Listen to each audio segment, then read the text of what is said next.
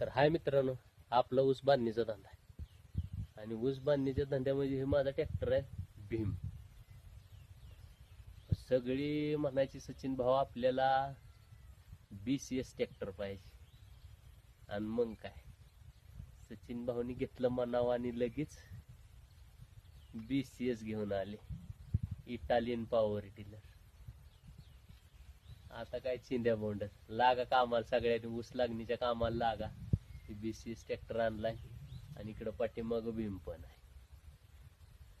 दोन ट्रॅक्टर आहेत आपल्याकडं.